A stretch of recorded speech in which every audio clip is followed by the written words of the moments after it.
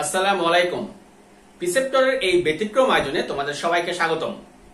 শিক্ষার্থীবৃন্দরা, সমাসের উপরে নতুন একটি ক্লাস নিয়ে আবার আমি হাজির হয়েছি।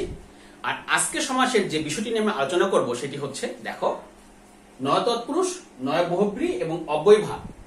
এই যে নয় তৎপুরুষ এবং নয় বহুব্রী, এইটা নিয়ে তোমরা মাঝে মাঝে ঝামেলায় পড়ো যে কোনটা নয় তৎপুরুষ, কোনটা নয় বহুব্রী, এই পার্থক্যটা করতে পারো না। আবার তার সঙ্গে অনেক সময় ঝামেলা পাকায় কে অব্যয়ভাব সমাস। তা দেখো, আমরা শুরু করি ক্লাসটি। নয় তৎপুরুষ এবং নয় বহুব্রী এই দুটার মধ্যে মিল আছে কি? এই দুটার মধ্যে মিল হচ্ছে এই দুটি সমাসের নয়ার্থক অব্যয় বা নাবাচক যে অব্যয়টা, যেমন না, নেই, নয়, এই অব্যয়গুলো কি হয়? ব্যাস বাক্যের পূর্বে বসে, তাই তো? দেখো, আমরা আজকে জাস্ট দুইটি সমাস নিয়ে আলোচনা করব। দুইটি সমাস দিয়ে আমি এই তিনটি সমাসের ব্যাখ্যা দেওয়ার চেষ্টা করব। সমাস দুটো কি? দেখো, প্রথমটা হচ্ছে বেওয়ারিশ, আরেকটি হচ্ছে অনাশ্রিত।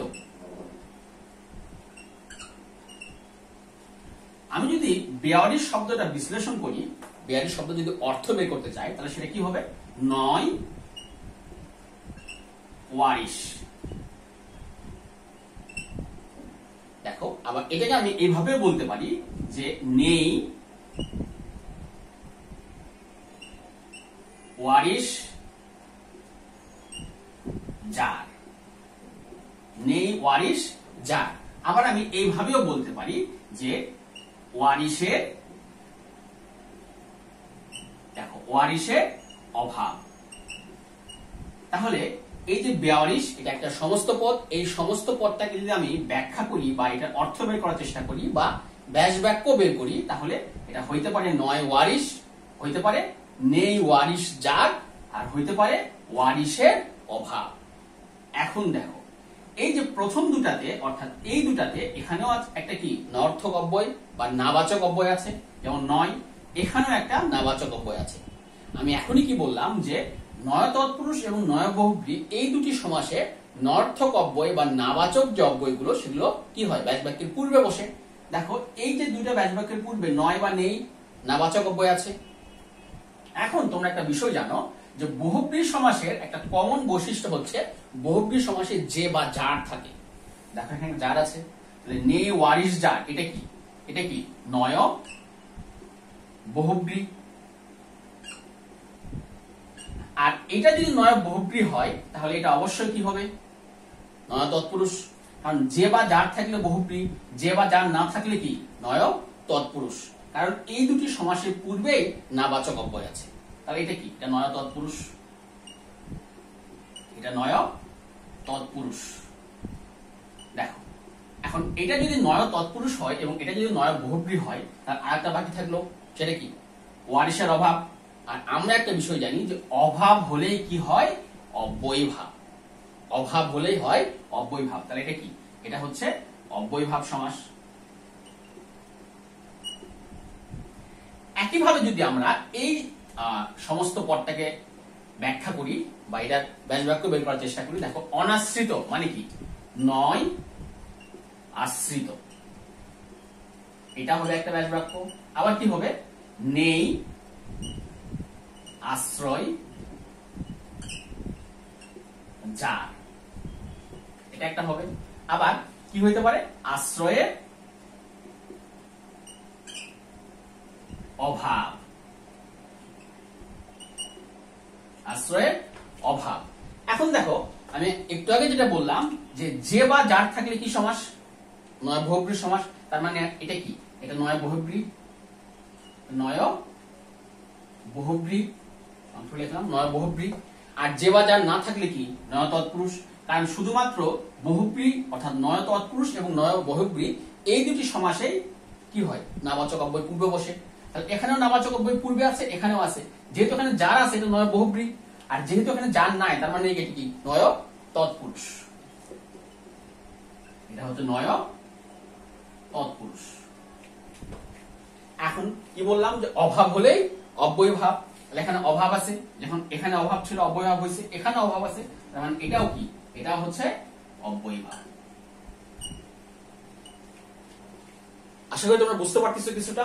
এখন একটা বিষয় খেয়াল করো, সেটা হচ্ছে তৎপুরুষ, বহুব্রী এবং অব্যয়ভাব এই তিনটা সমাসের পার্থক্য কি। নয়তে আমরা পরে আসি। তৎপুরুষ, বহুব্রী, অব্যয়ভাব এই তিনটা সমাস তোমরা জানো যে সমাস কয় প্রকার? সমাস 6 প্রকার। এই 6টা প্রকার হয়েছে কার উপর ভিত্তিতে? যে কোন পদের প্রাধান্য পাচ্ছে, পূর্বপদ না পরপদ, সেটার উপর ভিত্তি করে সমাস 6 প্রকার। এখন আমি প্রথম ক্লাসে একটা ছন্দ শিখিয়েছিলাম, বা এর পরবর্তী কয়েকটা ক্লাসে বলেছিলাম যে তৎপুরুষ সমাসে কি হয়? দ্বিতকে গাই পরপদের গান।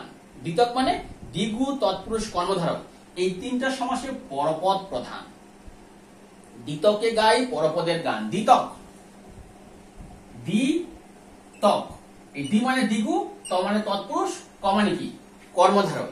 এই দ্বিতকে পরপদ প্রধান, তার মানে তৎপুরুষ সমাসের পরপদ প্রধান।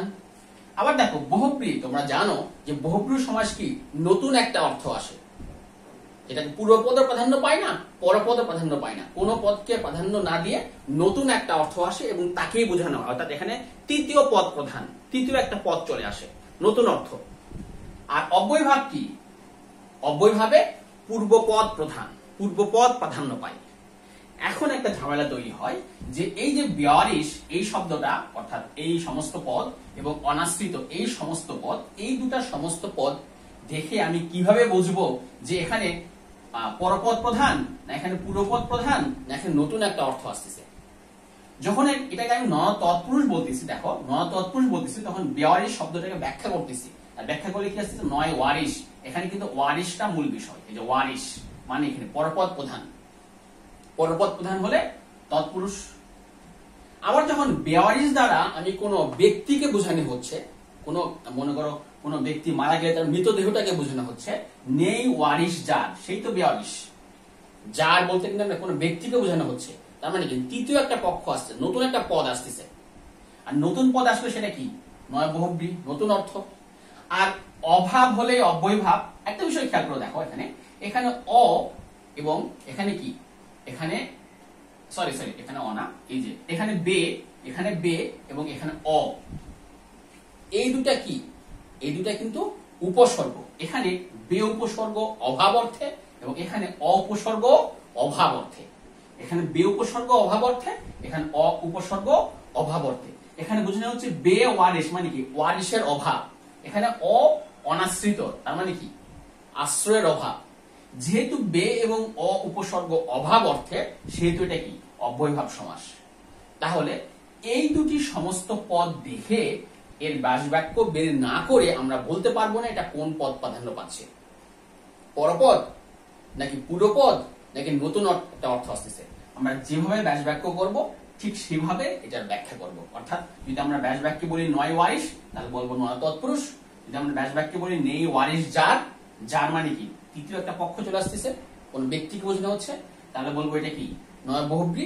আবার যখন আমরা ওয়ারিশের অভাব অর্থে ব্যবহার করব, তখন সেটা কি? অব্যয়ভাব সমাস। সেম ব্যাখ্যাটা এখানেও আসবে। যখন আমি অনাশ্রিত বলতে অনাশ্রিত শব্দের ব্যাখ্যাটা করব, অর্থটা বের করার চেষ্টা করব, তখন নয় আশ্রিত, তার মানে কি? নয় তৎপুরুষ, তার মানে নয় তৎপুরুষ।